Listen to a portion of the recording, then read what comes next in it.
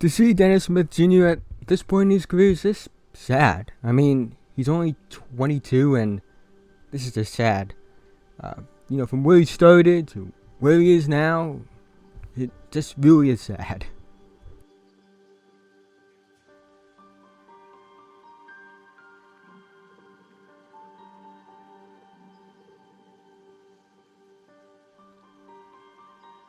Where it begins for me is on April 6, 2016.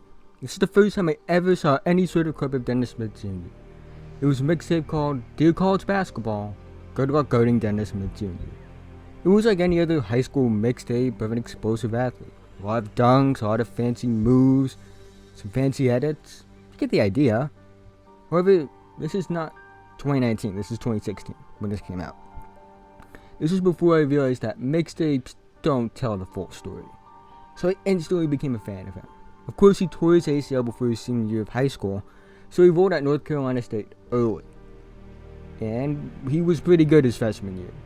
18.1 points per game, 4.6 rebounds per game, 6.2 assists per game, had 2 triple-doubles, was the ACC Rookie of the Year, ahead of guys like Jason Tatum and Jonathan Isaac. And then he was declared for the 2017 NBA Draft.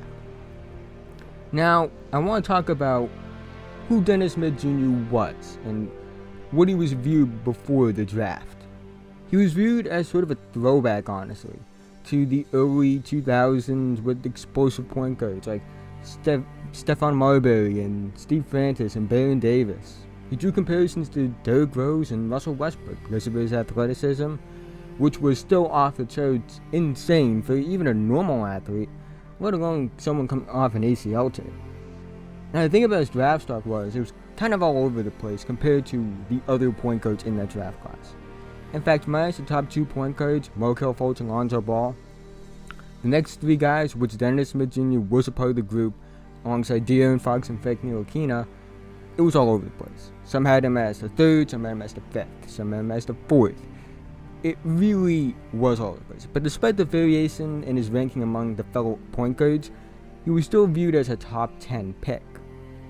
Now, I remember this draft class had a lot of players with high expectations. A lot of hype was surrounding this whole draft class. Markelle Fultz, Lonzo Ball, Josh Jackson, Malik Monk, just to name a few players who were expected to have a major impact in the NBA. Now, they all haven't quite lived up to those expectations, but there was a lot of hype for them entering the league.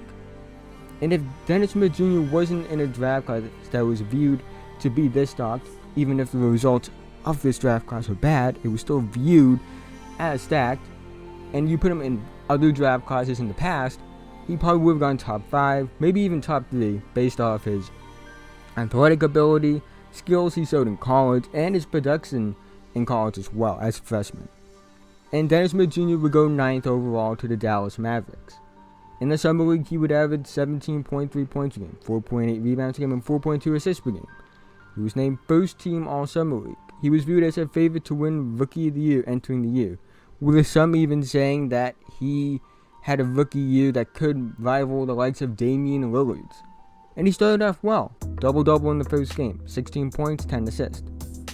He would become the 5th youngest player in NBA history to record a triple-double on December 29th, 2017, trailing only Markelle Fultz, Lonzo Ball, Luka Doncic, and LeBron James.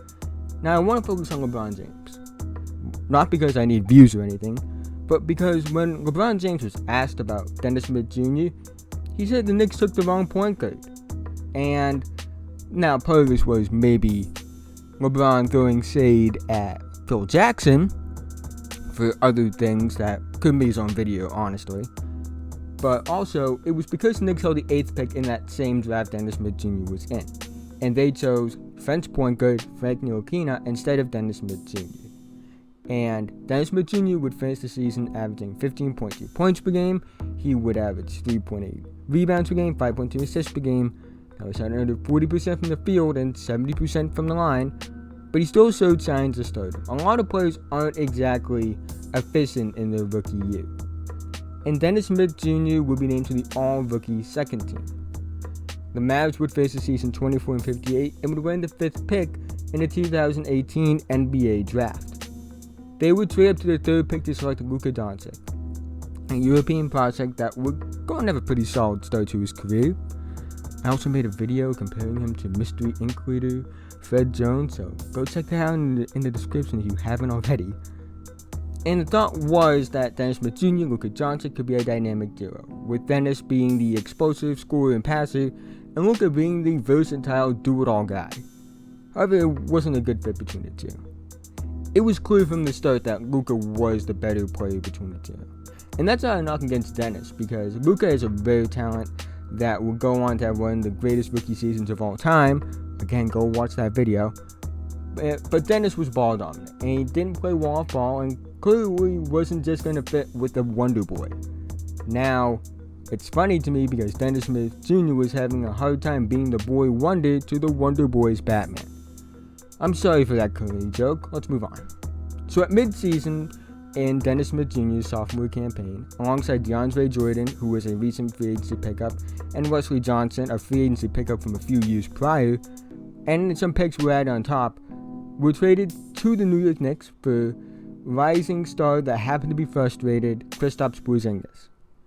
Dennis would compete in the dunk contest, and I love this dunk contest because you know you got some bounce in you when the announcer said you were jumping too high and that's why you're missing your dunks. For his second season, his points per game were down to 13.6. His rebounds per game were down to 2.9. His assists per game were down to 4.8. However, he was shooting 43% from the field. One problem with Dennis Smith Jr. was the free throw line. He hasn't been able to hit it at all consistently in his career. And Dennis Smith Jr. is off to a horrific start in year 3. In 3 games, he's averaging 1 point per game on 9.1% shooting from the field. In case you didn't know, that's not very good. The thing about Dennis Smith Jr. is that he's athletic, but he doesn't really do outside much of anything else, really. He's not a great shooter or a great passer. He has a solid handle, but it's not the greatest thing. He's not like Kyrie. And outside of his ability to slash, what does he really do? And in the modern NBA, you can't just be athletic at the point guard position. If you were a solid passer at best, you have to be a great shot creator and shooter. Or just play with relentless energy if you want to be a starting point guard. If you are just a solid shooter and shot creator at best, you have to be a great passer and defender if you want to be considered among the best at your position.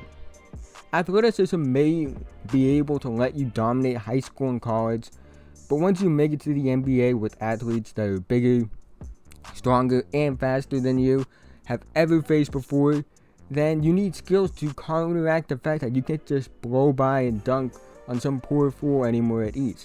It's why Luka Doncic has been really successful in the NBA, because the fact that he isn't as athletic as a lot of the other young peers around him, but he's more skilled, and it's why he's been better than a lot of the younger players in the league. Dennis just doesn't have those skills. Now, between the constant pressure of the New York press coverage and, the internet making memes out of him, and Knicks fans really booing him and asking them to start the point guard that was viewed as not better than Dennis Smith Jr. by LeBron James over Dennis Smith Jr. And they were chanting it in games when Dennis Smith Jr. is on the court. It's not going to help him right now. Plus, he's dealing with a lot right now. He just got someone very close to him, and that's the worst. It really is, because losing someone close to you, whether it's a family member or a friend, it's one of the worst feelings on the planet, and it's something that I wouldn't want anyone to go through. And I hope nothing for the best for Dennis Smith Jr. as far as his personal life goes, and on the court, because again, I've been watching him since he was a junior in high school, and he's been amazing in high school. He was amazing, at least to me, in college, but it hasn't translated to the NBA. And what do you think about it? Do you think he can bounce back from this, or do you think it's pretty much over for him? Again, let me know in the comment section below. If you liked, please feel free to like the video, subscribe, click the bell for notifications so you can get an update anytime I post a video. Link to my Instagram and my Twitter in the description. So if you want to see what I do outside of basketball, you want to I interact with people on Twitter. It's just a whole lot of fun over there. Subscribe to my podcast channel as well. Well, I don't know if I'm gonna plan a video or a podcast this week, but plan one in the future. And with that being said, have a nice day.